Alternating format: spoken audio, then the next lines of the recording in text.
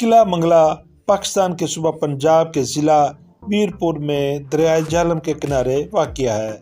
یہ قلعہ اپنے دفاعی مقام اور تاریخ کے لحاظ سے پاکستان کا ایک تاریخی ورثہ ہے۔ منگلہ فورٹ کی تعمیر مغلیہ دور میں کی گئی اور اس کی زیادہ تر دفاعی مقاصد کے لیے اہمیت رہی۔ منگلہ فورٹ کی تعمیر مغل دور میں شہنشاہ اکبر کے دور حکومت میں ہوئی۔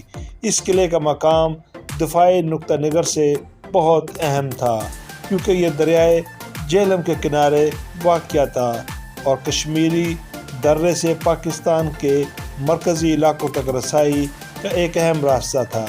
اس لیے مغل حکمرانوں نے اس قلعے کو مضبوط بنانے میں دلچسپی دکھائی تاکہ کشمیر اور مغلیہ سلطنت کے دیگر علاقوں کے دفاع میں اسے استعمال کیا جا سکے۔ قلعہ منگلہ جس کا اعتراف بخوبی ہر طرف دیکھا جا سکتا ہے، اس کا محل وقوع فوجی حکمت عملی کے لحاظ سے انتہائی موزوں تھا، کیونکہ دشمن کی نقل و حرکت پر نگاہ رکھنے اور فوجی حملوں کے دفاع میں یہ قلعہ معاون ثابت ہوتا تھا۔ دریائے جہلم کے پاس ہونے کی وجہ سے قلعے کے ارد گرد کا علاقہ قدرتی طور پر محفوظ سمجھا جاتا تھا۔ 1857 کی جنگ آزادی کے بعد جب بر صغیر پر برطانوی حکومت قائم ہوئی تو انگریزوں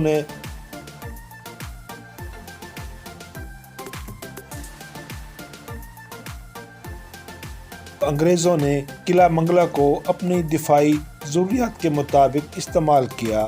برطانوی فوج نے اس قلعے کو اپنی فوجی چھاونی اور ساز و سامان کے ذخائر کی طور پر استعمال کیا۔ انگریزوں نے قلعے کے اندر فوجی تربیت کے مراکز اور دوسرے فوجی ساز و سامان بھی رکھے۔